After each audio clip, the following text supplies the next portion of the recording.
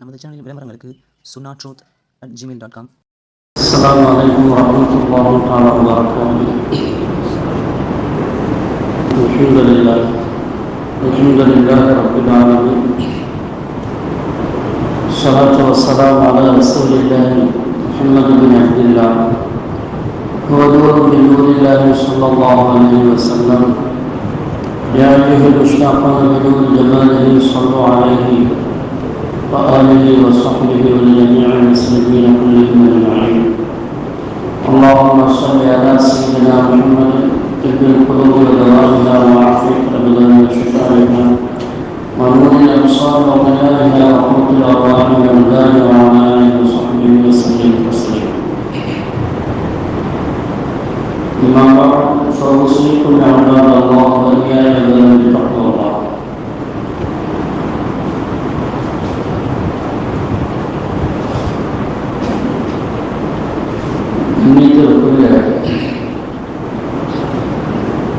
இஸ்லாமிய இந்த புனிதமான மஜ்லிஸில் அமர்ந்திருக்கக்கூடிய ஆளுநர் பெரியவர்களாக உங்கள் அனைவருக்கும் முதலில் உங்கள் அன்பான ஸலாத்தை சொல்லிக் கொள்கிறேன். அஸ்ஸலாமு அலைக்கும் வரஹ்மத்துல்லாஹி வபரகாத்துஹு. அல்ஹம்துலில்லாஹ், அல்லாஹ்வுடைய மிகப்பெரிய கிருபையால் கிட்டத்தட்ட 30 ஆண்டுகளுக்கு மேலாக இந்த புனிதமான மஜ்லிஸ் நடந்து கொண்டிருக்கிறது.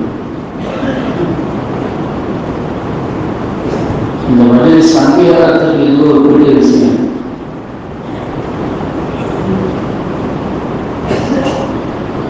இதை நம்முடைய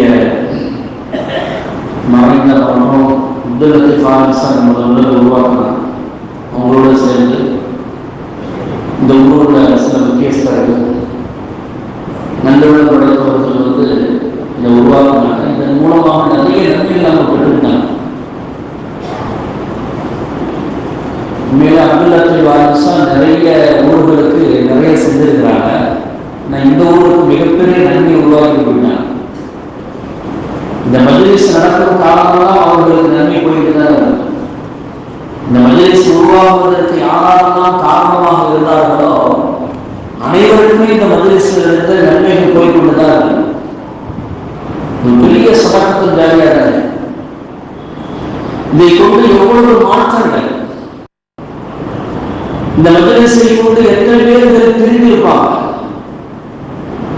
எத்தனை பேருடைய வாழ்க்கையில பிரதிபலிச்சிருக்கும். அவர்கள் செய்த நன்மைகள் அனைத்திற்கும் ஒரு பங்கு இந்த ஒரு மஜ்லிஸை உருவாக்குவதற்கு போய்கொண்டுதான் இருக்கு. குறிப்பாக அப்துல்லாஹி வாரிசாவுக்கு அல்லாஹ் தஆலா கபூலை பிரகாசமாக கேட்கிறான். இந்த மஜ்லிஸை யாரெல்லாம் உருவாக்குவதற்கு தாமதமாக இருந்தார்களோ அவர்களுக்கும் அல்லாஹ் தஆலா கபூலை பிரகாசமாக நிறைய பேர் இறந்துட்டாங்க சொன்னாங்க. சில பேருக்கு மட்டும் இருக்கிறாங்கன்னு சொன்னாங்க. அல்லாஹ் தஆலா அவர்களுக்கு நீண்ட ஆயுளை தந்து உடல் ஆரோக்கியத்தை தந்து, ஏன்னா உடல் ஆரோக்கியம் இந்த காலத்தில் பெரிய செல்வம். இப்போ உள்ள காலகட்டத்தில் உடல் ஆரோக்கியம் மிகப்பெரிய செல்வம். அது அல்லாஹ் தஆலா அந்த ஆரோக்கியத்தை எல்லா மக்களுக்கும் தருவாங்க.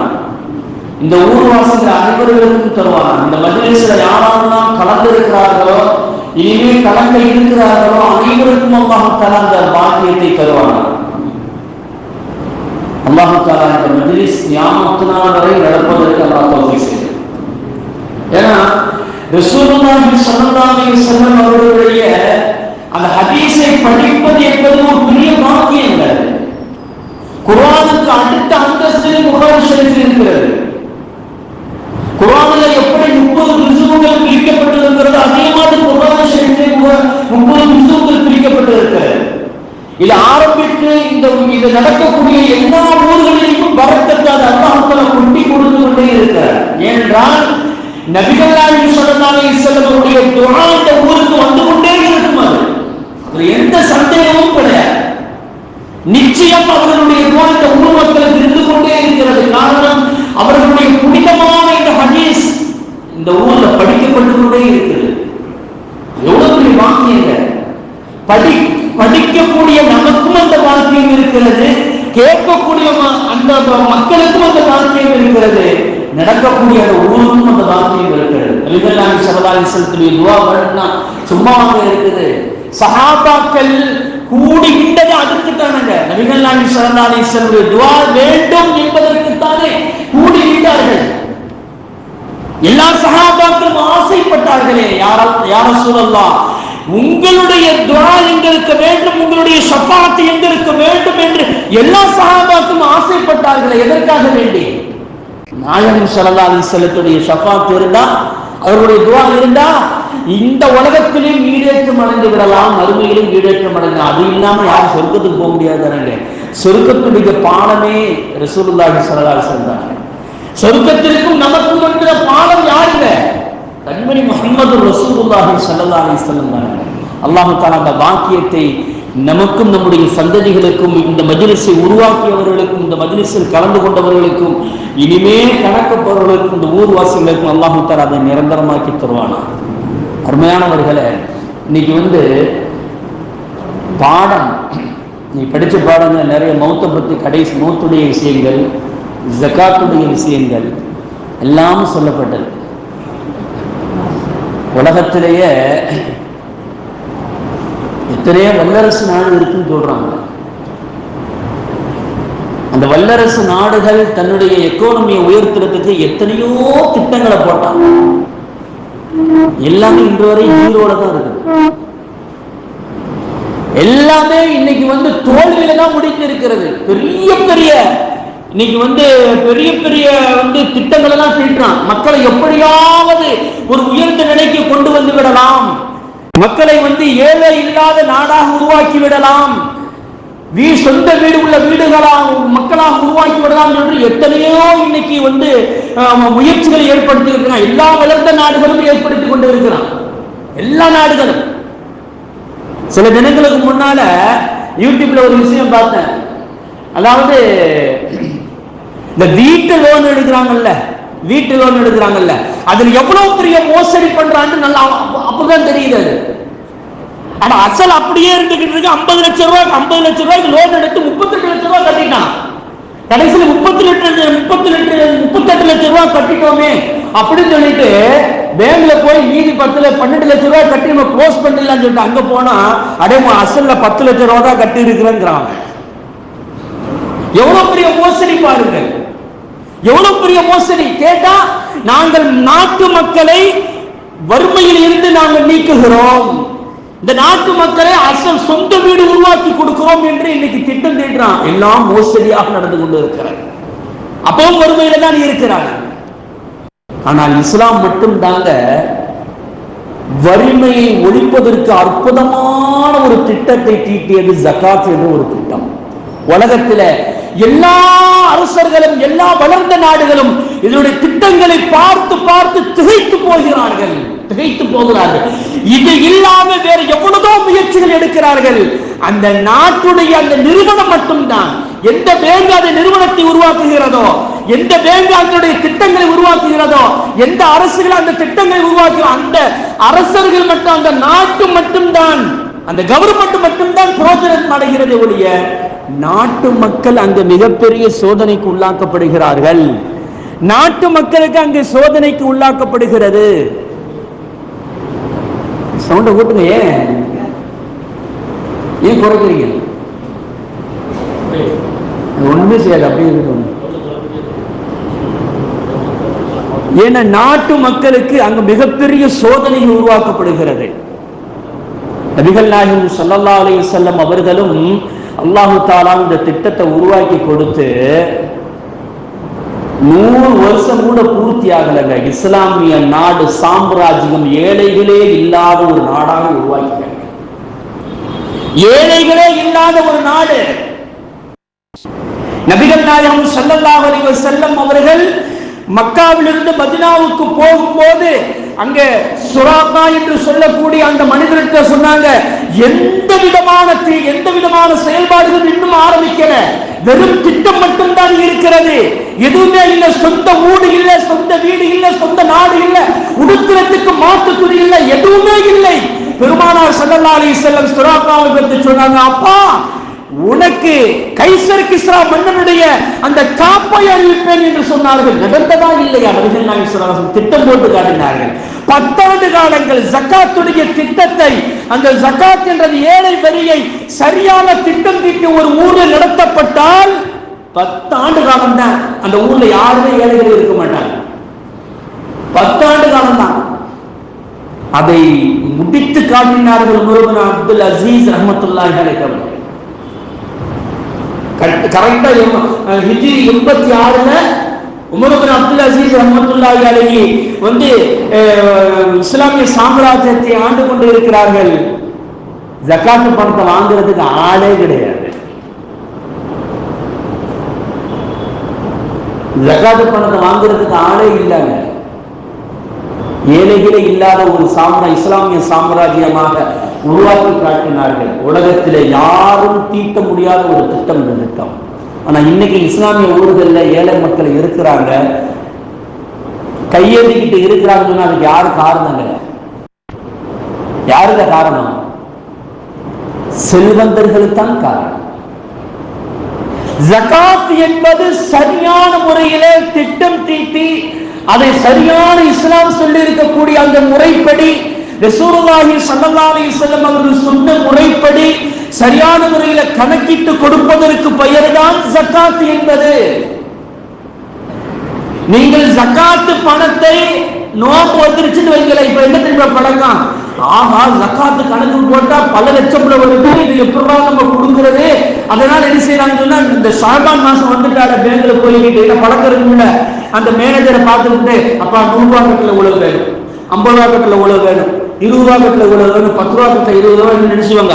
வாங்கிட்டு வீட்டு வாசல்ல உட்காந்துருவாங்க. காலையில கரெக்டா 8 மணில இருந்து வர்றவங்களுக்கு போறவங்க தான் ஜகாத் கொடுக்குறாங்க. 100, 50, 10 ஆளை பார்த்து இதுக்கு ஜகாத்தே கிடையாது. உன் சொத்தை ஒட்டுமொத்தமாக நீ கணக்கு போடணும். உன்கிட்ட எவ்வளவு சொத்து இருக்கிறது, எவ்வளவு வருமானம் வருகிறது, எவ்வளவு வியாபாரம் செய்கிறாய், உன்கிட்ட பேங்க் பேலன்ஸ் என்ன, எல்லாத்தையும் ஒட்டுமொத்தம் உன் நகைகள் என்ன, உன் மனைவியுடைய நகை என்ன, வீட்டில் எவ்வளவு வச்சிருக்கிறா, நாக்கர்ல எவ்வளவு வச்சிருக்கிறா, எல்லாத்தையும் கொண்டு போய் நீ ஒட்டுமொத்தமாக கணக்கு போட்டு அதை தனியாக பிரித்து விடு என்று சொல்கிறது இஸ்லாம். ரசூலுல்லாஹி ஸல்லல்லாஹு அலைஹி வஸல்லம் அதைத்தான் சொல்கிறார். பிரிச்சிரப்பா, பிரிச்சு அது முன் பங்கு அல்ல. அல்லாஹ் என்ன ஒட்டும் பாதிக்கு பாதியா கேட்கிறான், பேங்க்ல கேட்கிற மாதிரியா கேட்கிறான். உலக கோடீஸ்வரன் அத்தானியா புரிஞ்சுக்கிட்டு, ஆனா இருக்கிறது 1,80,000 கோடி தான் அவனுக்கு சொந்தமானது. அவன் பேங்க்ல கடன் வாங்கிறது 2 லட்சத்துக்கு கோடி மேல. யாருடைய காசு வந்து யாரு பணக்காரன் சொல்றா பார்த்தீங்களா? இதுக்கு பேர் பணக்காரனா? இதை எல்லாரும் ஆயிடலாமே, நம்ம ஆயிடலாம், நீங்களும் ஆயிடலாமே. எவனாச்சும் பேங்க்ல சும்மா தந்தா நம்ம பெரிய பணக்காரன் ஆயிடலாமாங்க? யாரும் பிசினஸ் தெரியாது, எல்லாருக்கும் பிசினஸ் தெரியுங்க. ஜகாத் என்பது சரியான முறையில கணக்கிட்டு கொடுக்க வேண்டும். அதைத்தான் இஸ்லாம் வலியுறுத்தி சொல்லுது. நீ கணக்கிடாமல் உன்னுடைய ஜகாத் 1 லட்சம் ரூபாய் இருக்குன்னு வைங்களேன், நீ 2 லட்சம் ரூபாய் கணக்கிடாமல் கொடுத்தாலும் அது பூர்த்தியாகாது. கணக்கு போடு. வருஷம் முடிஞ்சிருச்சுன்னா நீ கணக்கு போடு. கணக்கு போட்டு அதை சரியாக பிரித்து உன்னுடைய சொத்து பாதி அல்ல 2 தானே கேட்கிற, 100க்கு 2 ரூபா தானே கேட்கிறேன், கொடுக்க முடியாது. ஆனா 8 லட்சம் வந்தாலும் அது கூட அது உன்னுடைய சொத்து அல்ல என்று சொல்கிறான் அல்லாஹ் தஆலா. அது உன்னுடைய சொத்து அல்ல, அது ஏழைகளுடைய சொத்து. நல்லா கவனிச்சு பாருங்களேன். நீங்க சதகத்துல் ஃபித்ர் பத்தி வந்துச்சு, பாடங்கள் வந்துச்சு. இந்த வருஷம் நம்ம சதகத்துல் ஃபித்ர் 2 இந்த இந்தியாவில் மட்டுமே 20 கோடி பேர் இருக்கிறோம். 20 கோடி பேர் இருக்கிறோம்ல, ஆனா அதுல ஒரு 7 கோடி பேர் கொடுக்கிற அளவுக்கு தகுதி இருக்கு வைக்கிறேன். எவ்வளவு ஆச்சுங்க? ஒரு ஆளுக்கு 100 ரூபாய் எவ்வளவு ஆச்சுங்க? 700 கோடி. 700 கோடிக்கு நம்மளோட மிகப்பெரிய அதிபதிகள். நம்ம சாதாரணமாக சைலண்டா எந்த விதமான சிரமம் இல்லாமல் ஒரு நாள் மட்டும் 700 கோடி ரூபாய் நம்மளால கொடுக்க முடியுது என்று சொன்னால் அல்லாஹ் தஆலா எவ்வளவு பெரிய பரக்கத்தை வச்சிருக்காங்க இந்த சதகாவுல. இந்த ஜகாத்துல எவ்வளவு பெரிய பரக்கத்து வைத்திருக்கிறான். வெறும் 2 ரூபாய், 100 ரூபாய்க்கு ரொம்ப கொடுக்க சொல்லல, அந்த 2 ரூபாய் மட்டும் நீ கொடுத்து விட்டால் ஏழைகளே இருக்க மாட்டார்கள் என்று சொல்கிறது இஸ்லாம். இந்த ஊர்ல ஏழைகளே இருக்காங்க. யாராவது நம்ம வீட்டுல தேடி வந்தா நினைச்சுக்கிற வேண்டியதுதான் நம்ம மேல நிறைய தப்பு இருக்குன்னு நினைச்சுக்கிற வேண்டியது. நம்ம ஊர்ல ஏழை மக்கள் இருக்கிறாங்க, கண்ணீர் வடிக்கக்கூடிய குமர்கள் இருக்கிறாங்க, ஏழை கல்யாணம் கட்டி கொடுக்க முடியாத அளவு குமர்கள் இருக்கிறாங்கன்னா செல்வந்தரை நினைத்துக் கொள்ள வேண்டியதுதான். நாளைக்கு நம்ம மறுமையில பதில் சொல்லி ஆக வேண்டும், இந்த பெண்களுடைய கண்ணீர்களுக்கு நாம் பதில் சொல்ல ஆக வேண்டும் என்ற ஒரு நிலைக்கு நமக்கு இருக்கிறது என்று நினைத்துக் கொள்ளுங்கள். இதைத்தான் பெருமானார் ஸல்லல்லாஹு அலைஹி வஸல்லம் நீ வாசித்த ஹதீஸ்ல சொல்லுவாங்க. எவ்வளவு அழகா சொல்லுவாங்க தெரியுமா? قال النبي صلى الله عليه وسلم تأتي الإبل على صاحبها على خير ما كانت. யார்கிட்டயாச்சு என்ன ஒட்டகம் கொடுக்கக்கூடிய சக்தி இருந்தும், ஜகாத்து கொடுக்க இருந்தும் சக்தி இருந்தும் அவன் ஜகாத்து ஒட்டகத்தை கொடுக்கவில்லை என்று சொன்னால், நாளை மறுமை நாளையில அந்த ஒட்டகம் பழையதை விட நல்ல முன்மாதிரியாக புஷ்டியாக அது வந்து அந்த ஒட்டகத்துடைய ஹக்கை அவன் சரியான முறையில் நிறைவேற்றவில்லை என்றால் அதனுடைய காலை கொண்டு அவனை மிதிக்கும் என்று சொன்னார்கள் பெருமானார் ஸல்லல்லாஹு அலைஹி வஸல்லம் அவர்கள். நீ நம்ம நினைச்சுக்கிட்டு இருக்கிறோம் பெரிய கோடீஸ்வரன், நம்ம வீட்டுல ஏழை மக்கள் இருக்கிறாங்க, நம்ம ஒரு பவுனை போட்டுட்டா போதும், 10,000 ரூபாய் கொடுத்துட்டா போதும் என்று அதுக்கு சரியான ஹக்கை நீ நிறைவேற்ற வேண்டும். இல்லை என்று சொன்னால் நாளை மறுமையில் அவர்கள் உனக்கு எதிராக இருப்பார்கள். அந்த உரிமை அவர்களுக்கு உண்டு. 100க்கு 2 ரூபாய் ஏழைகளுடைய உரிமை, அந்த உரிமையை நாளைக்கு அல்லாஹ்விடத்து முன்னாலே கேட்பார்கள். அதற்கு நீ பதில் சொல்லி ஆக வேண்டும். இதான் ஜகாத்துடைய உண்மையான செய்தி. அது பெருமானார் சொல்லக்கூடிய செய்தி. அது ஆடு கொடுக்கக்கூடிய தகுதி இருந்தும் ஆட்டை அவன் ஜகாத்தை கொடுக்கவில்லை என்று சொன்னால், அதனுடைய ஹக்கை நிறைவேற்றவில்லை என்று சொன்னால், நாளை மறுமை நாளில் அது வந்து அதனுடைய கொழும்புகளை கொண்டு, அதனுடைய கால்களை கொண்டு, அதனுடைய கொம்புகளை கொண்டு அவனை முட்டும் என்று சொன்னார்கள் பெருமானார் ஸல்லல்லாஹு அலைஹி வஸல்லம். ஜகாத்து சரியா கொடுக்கலன்னு சொன்னா அதற்கு உண்டான பாதிப்பு நமக்கு இருக்குது. மனசுல எண்ணி வச்சுக்க, ஒவ்வொரு மனுஷனும் காசு கூட கூட ஜகாத்து கொடுக்கணுங்கிற சிந்தனையை விட நாளைக்கு மறுமை நாளை நமக்கு தண்டனை இருக்குங்கிற பயம் நமக்கு இருந்துகிட்டே இருக்கணும். மௌத்தை பத்தி சொன்னாங்க, நீ படித்த பாடத்துல மௌத்தை பத்தி வந்துச்சு. அல்லாஹ் ஜல்ல ஷானஹு தஆலா ஒரு ஆயத்தை சொல்லுவான், وَأَنْفِقُوا مِمَّا رَزَقْنَاكُمْ مِنْ قَبْلِ أَنْ يَأْتِيَ أَحَدَكُمُ الْمَوْتُ فَيَقُولَ رَبِّي لَوْلَا أَخَّرْتَنِي إِلَى أَجَلٍ قَرِيبٍ فَأَصَّدَّقَ وَأَكُن مِنَ الصَّالِحِينَ. இந்த உலகத்துல டம்முன்னு வாழ்ந்துட்டாங்க. எங்க போனாலும் மாப்பிள்ளை எங்காச்சும் வந்து பிடிக்கும், நல்லா பிடிப்பான்ல, பல நாள் திட்டம் ஒரு நாள் மாற்ற மாதிரி எங்க போனாலும் சக்கராத்துடைய நிலையில வந்துதான் செய்யறாங்க. தப்பிக்கவே முடியாது, தப்பிக்கவே முடியாது. ஜக்காத்தை மட்டும் நீங்கள் சரியாக கொடுக்கவில்லை என்றால், நாம் நம்முடைய சமுதாயத்திற்கு, நம்முடைய சந்ததிகளுக்கு சேர்த்து வச்சிட்டோம் என்ற அகம்பாவம் மட்டும் உன்னுடைய உள்ளத்தில் இருக்குமே. ஆனால் அல்லாஹ் சொல்கிறான், எங்கடா போவ, இங்கதான் வருவ. எங்க வருவ? فَأَنْفِقُوا مِمَّا رَزَقْنَاكُمْ مِنْ قَبْلِ أَنْ يَأْتِيَ أَحَدَكُمُ الْمَوْتُ. உனக்கு மௌத் வருவதற்கு முன்னால் உன்னுடைய ஜக்காத்தை சரியாக நிறைவேற்றி விடு என்று சொல்கிறான் அல்லாஹ் தஆலா. மௌத் வரதுக்கு முன்னாடி நீ சேர்த்து வச்சு சொத்துல பிரிச்சு கொடுத்துரு. என்னுடைய சந்ததிகளுக்கு வேணும், என்னுடைய மகன்களுக்கு வேணும், என்னுடைய பேர பிள்ளைகளுக்கு வேணும், பேத்திகளுக்கு வேண்டும் என்று சேர்த்து வச்சிராத. சேர்த்து வைக்க கூடாது இஸ்லாம் சொல்லல. சேர்த்து வை, அதனுடைய ஹக்கை சரியான முறையில் நிறைவேற்றி விட்டு நீ சேர்த்து வை. அதுக்கு முன்னால நீ வந்துட்டேன் வைய, சக்கராத்து வந்துருச்சுட்டு வைய. இப்ப சொல்லுவான் அந்த மனுஷன், என்னோட ரப்பே லவ்லா அக்ஹர்தனி இலா அஜலின் கரீப், கொஞ்ச நேரம் அனுப்புவோம் பாருங்க, கொஞ்ச நேரம் அனுப்பு. இந்த உலகத்திற்கு என்ன உசுர வாழ்கிறாத, பழைய நிலைமைக்கு கொஞ்ச நேரம் என்னை அனுப்பிவிட்டு சொல்லுவான், என்னுடைய சொத்துக்களை எல்லாத்தையும் சதகா செஞ்சப்பா, என்னுடைய செல்வத்தை அனைத்தையும் நான் கொடுத்து விடுகிறேன். சாலிஹீன்கள் இருந்து நான் 1000, நல்லவர்கள் இருந்து நான் 1000 ரூபாய் கொடுத்துடுறோம் அப்படின்னு கொடுக்க முடியுமா? நடக்குமா? அது ஒரு உஸ்தாத் சொல்லுவாங்க, சக்கராத்துடைய நிலை எப்படி தெரியுமா? அறுத்து போட்ட கோழி மாதிரி. அறுத்து போட்ட அல்லாமா எம்போ அப்துல் காதர் ஹசரத் ஒருத்தர் இருந்தாங்க, முன்னாள் ஜமாத்துல் உலமாவுடைய பொருளாளர், இறந்துட்டாங்க. சொல்லுவாங்க, சக்கராற்ற நிலைன்னா என்ன தெரியுமாப்பா? அறுத்து போட்ட கோழி மாதிரி. அறுத்து போட்ட கோழி என்ன செய்யும்? இங்க இருந்து அங்கு துடிக்கு, அங்கு இருந்து அங்கு துடிக்கு, அங்கு இருந்து திரும்ப வருமா உயிர்? திரும்ப வருமா உயிர்? அது மாதிரிதான் சக்கராத்துடைய நிலைமை. நீ என்ன என் கத்துனாலும் அல்லாஹ் காதலே வாங்க வேண்டாம், வாய மூடிட்டு வேண்டாம்.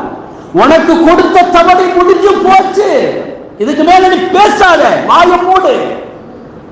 நீ அன்றைக்கே செய்த எத்தனை நபிகள் நாயகம் ஸல்லல்லாஹு அலைஹி வஸல்லம் இன்றைக்கு வாசிச்ச ஹதீஸ்ல அடுத்த ஹதீஸ்ல இப்படியே சொல்வார்கள், அடையப்பா உன்னுடைய கொடுக்கப்பட்ட அந்த ஜகாத்துடைய பொருளை நீ கரெக்டா கொடுத்துரு. அப்படி கொடுக்கலன்னா நாளை மறுமை நாளையில் அவன் ஒட்டகத்தை தூக்கி கொண்டு பிடரியில் தூக்கி கொண்டு வருவான். யா முஹம்மத் முஹம்மது ஸல்லல்லாஹு அலைஹி வஸல்லம் அவர்களே என்னை காப்பாற்றுங்கள் என்று வருவான். ஆனால் நான் அந்த அதிகாரத்தில் இருக்க மாட்டேன் என்று சொன்னார்கள் பெருமானார் ஸல்லல்லாஹு அலைஹி வஸல்லம் அவர்கள். அந்த அதிகாரத்தில் நான் இருக்க மாட்டேன் என்று சொன்னார்கள். ஆனா மாலிக்கும் அதாவது அந்த அதிகாரத்தில் நான் இருக்க மாட்டேன் என்று சொன்னார்கள் பெருமானார் ஸல்லல்லாஹு அலைஹி வஸல்லம் அவர்கள். கத பலக்து, நான் எத்தி வைத்து விட்டேன் சொல்றாங்க நபி ஸல்லல்லாஹு அலைஹி வஸல்லம். கத பலக்து, நான் எத்தி வைத்துட்டேன். ஜகாத்தை எப்படி கொடுக்க வேண்டும் என்று நான் சொல்லி தந்துட்டேன். யாராருக்கு கொடுக்க வேண்டும் என்று நான் பட்டவர்த்தமாக சொல்லி தந்துட்டேன். கத பலக்து, நான் எத்தி வைத்து விட்டேன். இப்பொழுதும் நீ சொல்லாமல் நீ அந்த ஜகாத்தை சரியாக கொடுக்காம நாளைக்கு மறுமை நாளில் உன் கழுத்துல ஒட்டகத்தையும் ஆட்டையும் தூக்கிக்கிட்டு வந்து யா முஹம்மது என்று சொன்னால் லா அம்லிகு லக ஷைஅன், உனக்கு எந்த பொறுப்பும் அதிகாரத்தில் நான் வர முடியாது என்று சொன்னான். அப்படின்னா என்ன அர்த்தம்? உனக்காண்டி நான் பரிந்து பேச முடியாதுன்னு சொல்றாங்க நபி ஸல்லல்லாஹு அலைஹி வஸல்லம். ஜகாத் எவ்வளவு முக்கியமானது தெரியுமா? இந்த உலகத்தில் ஜகாத்து கொடுக்காமல் நீ மௌத்தா போய்விட்டால் ஷஃபாத்து கூட அந்த ஒதுக்கி வைக்கப்படுகிறது. நாயகம் ஸல்லல்லாஹு அலைஹி வஸல்லம் ஷஃபாத் இல்லை என்று சொன்னால் சொர்க்கத்திற்கு யாருமே போக முடியாது. அவ்வளவு செல்வந்தராக இருந்த உஸ்மான் ரலியல்லாஹு தஆலா அன்ஹு, அப்துர் ரஹ்மான் பின் அவுஃப் ரலியல்லாஹு தஆலா அனைவருமே சொன்னார்கள், யா ரசூலல்லாஹ். அபூபக்கர் சித்தீக் ரலியல்லாஹு தஆலா அன்ஹு, உமர் ரலியல்லாஹு தஆலா அனைவரும் சொன்னார்கள், யா ரசூலல்லாஹ் உங்கள் ஷஃபாத்துக்கு எங்களுக்கு வேண்டும் என்று சொன்னார்கள். கேட்காத நாள் அல்ல, கேட்காத வக்து அல்ல. அல்லாஹும்ம ஜஅல் ஷஃபாஅத் ரசூலில்லாஹி ஸல்லல்லாஹு அலைஹி வஸல்லம் என்று எல்லா சஹாபாக்களும் கேட்டார்கள். அந்த ஷஃபாஅத்தே நாளைக்கு மறுமை நாளையில் சொர்க்கத்திற்கும் நமக்கும் சேர்த்து வைக்கக்கூடிய பாலமே ஷஃபாஅத் தான். ஷஃபாஅத் ரசூலுல்லாஹி ஸல்லல்லாஹு அலைஹி வஸல்லம் அதுதான். அது கூட அங்கே ஒதுக்கி வைக்கப்படுகிறது, கொஞ்சம் தடுத்து வைக்கப்படுகிறது என்று சொன்னால் ஜகாத்துடைய விஷயத்தில் எவ்வளவு கவனம் செலுத்த வேண்டும் என்பதை இஸ்லாமியர்களை நாம் புரிந்து கொள்ள வேண்டும். ரொம்ப முக்கியம் இல்லை, ரொம்ப முக்கியம் ஜகாத் என்பது. ஜகாத்தை கொடுக்கலன்னா நபிகள் நாயகம் ஸல்லல்லாஹு அலைஹி வஸல்லம் சொல்வார்கள், நாளைக்கு மறுமை நாளையில அந்த ஜகாத்துடைய பொருள் இருக்குதா இல்லையா, அது ஷுஜாஅன் அக்ரவு லஹு ஜபீபத்தானி யதவஃபூஹு யௌமல் கியாமா. நபி ஸல்லல்லாஹு அலைஹி வஸல்லம் சொல்றாங்க, அது விஷம் கொண்ட ஒரு பாம்பாக அது மாற்றப்பட்டு, உன்னுடைய ஜகாத்துடைய பொருள் இருக்குதுல்ல, அதெல்லாம் விஷம் கலந்த ஒரு பாம்பாக மாற்றப்பட்டு உன் கழுத்திலே சுத்தி வைத்து உன்னுடைய உதட்டுல நாவு கொட்டையில கொட்டிக்கிட்டே இருக்கும் என்று சொன்னார்கள் பெருமானார் ஸல்லல்லாஹு அலைஹி வஸல்லம். எவ்வளவு பெரிய பாதிப்பை உண்டாக்கும் இந்த ஜகாத்துடைய கொடுக்கலன்னு சொன்னாங்க. அல்லாஹ் என்னங்க அப்படி என்னங்க நம்ம கேட்டான், நம்மளுடைய சொத்துக்கள், அதாவது நம்ம உபயோகிக்கக்கூடிய பொருள் ஜகாத்து கிடையாதுங்க, கொடுக்க வேண்டிய அவசியம் இல்லை.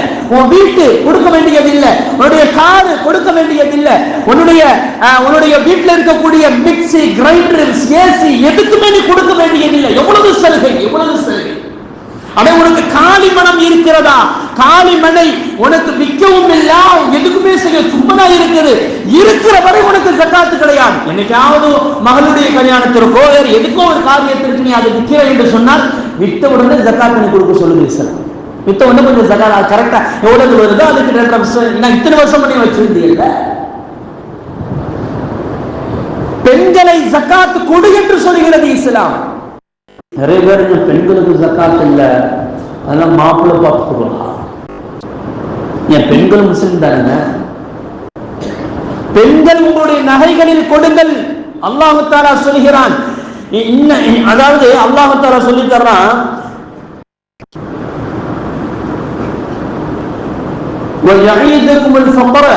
அதாவது ஷைத்தான் உங்களுக்கு ஜகாத் கொடுக்காமல் அதாவது ஏழ்மைத்தனத்தை உங்களுக்கு சொல்லிக் கொண்டே இருக்கிறான்.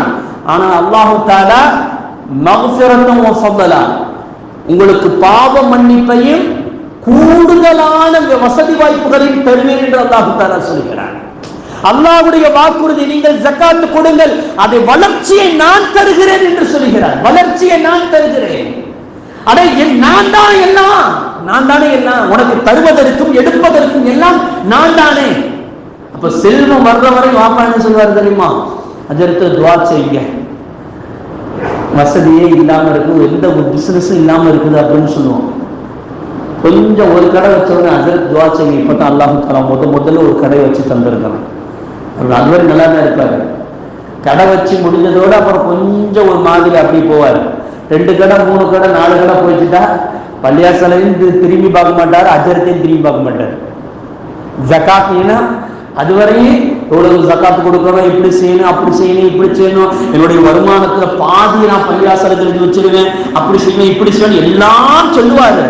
அதான் என்கிட்ட வந்து சில பேர் இப்படி சொல்லுவாங்க, அஜரத் எப்படின்னா செய்யும், இப்படிலாம் செய்யணும், முதல்ல சம்பாதிச்சுட்டு வாங்க, அதுக்கப்புறம் பேசிக்கிறோம். சம்பாதிக்கிறதுக்கு முன்னால எல்லாம் பேசுவோம். ஏன்னா எப்படியாவது நமக்கு வந்து சேர வேண்டும் என்ற ஆசை. ஆனா வந்துருச்சுன்னா அதை பத்தி யோசிக்கிறது இல்லை, அதை பத்தி யோசிக்கிறது இல்லை.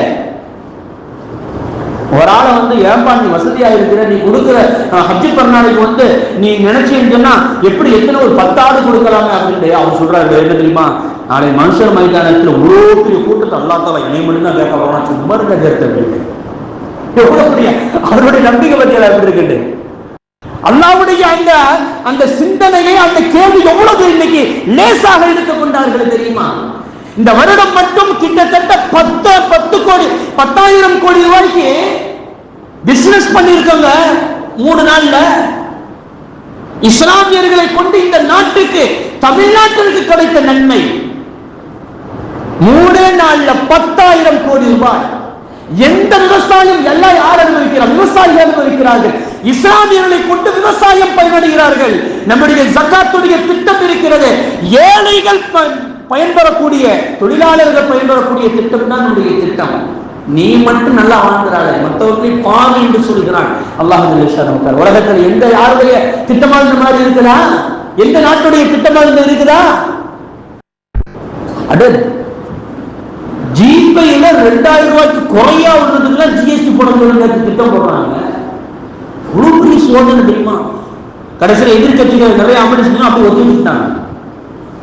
நம்ம நின்றா ஜிஎஸ்டி, போனா ஜிஎஸ்டி, எல்லாத்தையும் ஜிஎஸ்டி வருது, சைக்கிள் ஓட்டலாம் ஜிஎஸ்டி வருது. எவ்வளவு மோசமான காலத்தில் வாழ்ந்து கொண்டிருக்கிறோம் தெரியுமா? ஆனால் பெருமானார் ஸல்லல்லாஹு அலைஹி வஸல்லம் அவர்கள் நமக்கு சொல்லி தந்த அற்புதமான ஒரு நடைமுறை. நம்முடைய சொத்துக்கள் அல்லாஹ் தஆலா பறிக்க நினைக்கல. வெறும் 100க்கு 2 ரூபா தான். 2 ரூபாய் என்ன கிடைக்கும் வாங்க முடியும்? இப்போ கள்ளமிட்டாய் கூட வாங்க முடியும். 5 ரூபா கள்ளமிட்டாய். கள்ளமிட்டாய் கூட ஆசையா போய் 1 ரூபா கூட பிள்ளைங்க கூட ஆசை கேட்டு வர்றாங்களே, ஆசை கேட்டு வர்றாங்களே, அவங்க 1 ரூபா கொடுக்க முடியல. 5 ரூபா இருந்தா தான் போறேன், 10 ரூபா இருந்தா தான் போறேன். அந்த மாதிரி ஆகிப்போச்சு. இன்னைக்கு 1 ரூபாய்க்கு 2 ரூபாய்க்கு மதிப்பே இல்லை. ஆனா அல்லாஹ் சொல்றது 2 ரூபா மட்டும் நீ கொடுத்தா போதும், ரொம்ப வேணும். 97 ரூபா 7 ரூபா 50 காசு நீ வச்சுக்கிறது அல்லாஹ். ஆகவே அல்லாஹ் நல்லடியார்களே, அருமையானவர்களே, ஜகாத் என்பது மிக முக்கியமான ஒரு கடமை. ஜகாத்தை நாம் நிறைவேற்றினால் மட்டும்தான் சக்கராத்துடைய வேதனையிலிருந்து நாம் தப்பிக்க முடியும்.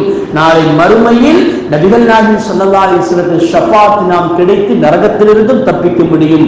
ஆகவே வசதி படைத்தவர்கள் அனைவர்களுக்கும் நான் சொல்லிக் கொள்ளக்கூடிய ஒரு விஷயம் என்னன்னா, இந்த ஊர்ல ஏழைகள் இருந்தால் பணக்காரர்கள் அதற்கு பொறுப்புதாரி. நாளை மறுமை நாளையில் அந்த ஏழைகள் அவர்களுடைய உரிமைக்காக வேண்டி அல்லாஹ்விடத்தில் போராடுவார்கள். இதை தடுக்க முடியாது. 100க்கு 2.5 என்பது ஏழைகளுடைய உரிமை. ஏழைகளுக்கு சொந்தமான காசு. அந்த காசை நீங்கள் வைத்திருக்கும் காலமெல்லாம் அது மிகப்பெரிய ஆபத்து. அது நரகத்தின் கொள்ளிக்கட்டை, நரகத்துடைய பாம்பு, நரகத்துடைய எரிபொருள் என்பதை குர்ஆன் ஹதீஸும் நமக்கு சொல்லித் தருகிறது. ஆகவே அல்லாஹ்வின் நல்லடியார்களே, இனி வரக்கூடிய காலங்களிலாவது ஜக்காத்தை சரியான முறையில் கணக்கிட்டு நம்முடைய ஏழைகள் ஊர்ல யார் இருக்கிறார் என்று தெரிந்து அவர்களுக்கு யாருக்கும் தெரியாமல் கொண்டு போய் கொடுப்பதுதான் நிசல்.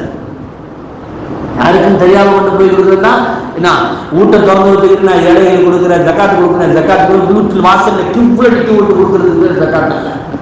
நம்ம போய் நேரடியாக கொண்டு போய் கொடுக்கணும். என்ன செய்யணும்னா நம்ம போய் நேரடியாக இன்னார் இன்னார் இன்னார் பார்த்து பார்த்து கொடுத்து அவர்களை அந்த வறுமையிலிருந்து போக்குவதற்கு பெயர் தான் ஜக்காத். அல்லாஹ் ஷானஹு தஆலா இனி வரக்கூடிய காலங்களில் சரியான முறையில் திட்டம் தீட்டி ஜக்காத்தை நிறைவேற்றக்கூடிய அந்த பாக்கியத்தை அல்லாஹ் ரஹ்மான் நமக்கும் உங்களுக்கும் தந்தர் புரிவானாக. ஆஃபிர் தஅவானா அல்ஹம்துலில்லாஹி ரப்பில் ஆலமீன். அஸ்ஸலாமு அலைக்கும். நமது சேனலின் விளம்பரங்களுக்கு sunnaatruth@gmail.com